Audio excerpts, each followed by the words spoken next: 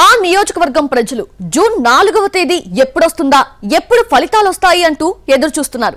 4 దశాబ్దాల రాజకీయాల్లో 6 సార్లు గెలిచిన అభ్యర్థి ఒకవైపు, ఒక్కసారి గెలిచిన అభ్యర్థి మరోవైపు. నియోజకవర్గ ప్రజలు సీనియారిటీకి పట్టం కడతారా లేదంటే ఇప్పుడిప్పుడే రాజకీయాల్లో ఎదుగుతున్న నేతను ఆదరిస్తారా అన్నది ఇప్పుడు ఆసక్తికరంగా మారింది. సింగనమల సెంటిమెంట్ రిపీట్ అవుతుందా? బండారు శ్రావణికి సానుభూతి కలిసొస్తుందా? సంక్షేమ పథకాలే వీరాంజనేయులకు బలమా? అసెంబ్లీకి వెళ్లేదెవరు, ఓడిపోయేదెవరు? ఆంధ్రప్రదేశ్లో ప్రతి జిల్లాలో ఎస్సీ నియోజకవర్గాలున్నాయి. కానీ వాటిల్లో కొన్నింటిపై మాత్రం ఆసక్తి ఎప్పుడూ కనిపిస్తుంది. మిగిలిన వాటిలో ఏదో ఒక ఎన్నికలు జరిగాయి, ఎవరో ఒకరు గెలిచారనే విధంగానే ఉంటుంది. అలాంటి నియోజకవర్గాల్లో అనంతపురం జిల్లా సింగనమల ఒకటి. గతంలో ఇక్కడ ఎన్నికలు జరిగినా అంత పెద్ద డిస్కషన్ ఉండేది కాదు. ఈసారి మాత్రం 2 తెలుగు రాష్ట్రాల్లో ఈ నియోజకవర్గంలో ఎవరు గెలుస్తారన్నది హాట్ టాపిక్ గా మారింది. ఇందుకు ప్రధానమైన కారణం వైసీపీ ఎంపిక చేసిన అభ్యర్థి. సాధారణంగా కోట్లుంటే కానీ అసెంబ్లీ టికెట్ దక్కని నేటి పరిస్థితుల్లో వైసీపీ మాత్రం టిప్పర్ డ్రైవర్ ను బరిలోకి దించింది. దీని వెనక పరిణామాలు చాలా జరిగాయి. సింగనమల సిట్టింగ్ ఎమ్మెల్యే జొన్నలగడ్డ పద్మావతి 2019 ఎన్నికల్లో 46,000 ఓట్ల మెజార్టీతో గెలుపొందారు. 5 ఏళ్ల పాలనలో ఆమెపై వ్యతిరేకత లేకపోయినప్పటికీ కుల సమీకరణాల్లో భాగంగా వీరాంజనేయులకు టికెట్ ఇచ్చింది వైసీపీ. తెలుగుదేశం పార్టీ ఆవిర్భావం నుంచి ఈ నియోజకవర్గంలో ఏ పార్టీ గెలిస్తే ఆ పార్టీ అధికారంలోకి వస్తుంది. 1983 నుంచి 2019 ఎన్నికల దాకా ఇదే జరిగింది. వైసీపీ తరపున పోటీ చేసిన వీరాంజనేయులు కనీసం పక్క గ్రామానికి కూడా తెలియని వ్యక్తి. తన తండ్రి సర్పంచ్గా ఉన్న సమయంలో కొంతమేర గుర్తింపున్నా అది కనీసం పంచాయతీ దాటి కూడా వెళ్లలేదు. పైగా ఆయన పేద కుటుంబానికి చెందిన వ్యక్తి, ఒక టిప్పర్ డ్రైవర్గా జీవనాన్ని కొనసాగిస్తున్నారు.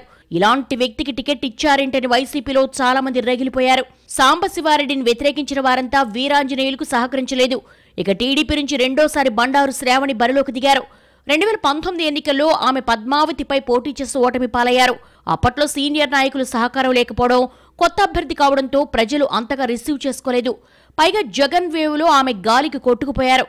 ఈ 5 ఏళ్లలో ఆమెను చాలా మంది వ్యతిరేకించారు. పార్టీ నుంచి బయటకు పంపించాలని ప్రయత్నం చేశారు. అదే ఆమెకు సానుభూతిగా మారింది. దీనికి తోడు ఆమెకు జనాకర్షణ ఎక్కువగా ఉండడంతో పార్టీ అధిష్టానం కూడా ఆమె వైపు మొగ్గు చూపింది. ఇలాంటి అనుకోని పరిస్థితుల మధ్య ఇటు వైసీపీ అటు టీడీపీ అభ్యర్థులు రేసులో నిలబడ్డారు.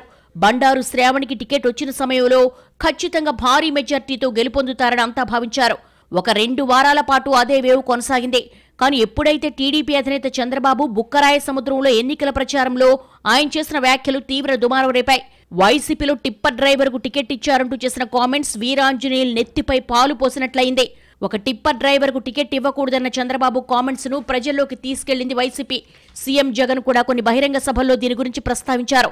దీంతో వీరాంజనేయులు పేరు 2 రాష్ట్రాల్లో మారుమోగింది. ఎన్నికల దాకా సింగనమల నియోజకవర్గంలో ఎన్నో పరిణామాలు చోటు చేసుకున్నాయి. సింగనమల నియోజకవర్గంలో రికార్డు స్థాయిలో పోలింగ్ జరిగింది. ముఖ్యంగా ఉదయం నుంచి ఓటర్లు అన్ని కేంద్రాల వద్ద బారులు తీరారు. నియోజకవర్గంలో మొత్తం 2,47,373 మంది ఓటర్లుంటే 2,05,068 మంది ఓటు హక్కు వినియోగించుకున్నారు. ఇందులో పురుషులు 1,03,438 మంది ఓటు హక్కు వినియోగించుకున్నారు. మహిళలు 1,16,10 మంది ఓటేశారు. అదే 2019 ఎన్నికల్లో ఒక్కసారి పరిశీలిస్తే మొత్తం ఓటర్లు 2,35,044 మంది ఉంటే 1,98,481 మంది ఓటేశారు. మొత్తం 83.96 పోలింగ్ నమోదైంది. 2024 ఎన్నికల్లో 82.89 పోలింగ్ నమోదైనట్లుగా అధికారిక లెక్కలు చెప్తున్నాయి. అయితే పోలింగ్ రోజు పరిస్థితులను చూస్తే మహిళా ఓటర్లు ఎక్కువగా కనిపించారు. కానీ చివరి నిమిషంలో పరిస్థితి చూస్తే పురుషులే ఎక్కువగా ఓటేశారు. మహిళల కంటే 2,000 మందికి పైగా పురుషులే ఎక్కువగా ఓటు వేశారు. టిప్పర్ డ్రైవర్ నినాదం చివరి వరకు వినిపించినా పోలింగ్ రోజు ఎందుకో ఆ ఊపు కనిపించలేదు. పైగా వైసీపీ నాయకులు కొంతమంది వీరాంజనేయులకు సహకరించలేదన్నది స్పష్టంగా అర్థమైంది. మరోవైపు బండారు శ్రావణిపై వ్యతిరేకత ఉన్నప్పటికీ కూడా పార్టీపై అభిమానంతో ఇటు 2 మెన్ కమిటీ సభ్యులు, మరోవైపు ద్వితీయ శ్రేణి నాయకులు కష్టపడి పనిచేసినట్టుగా తెలుస్తోంది.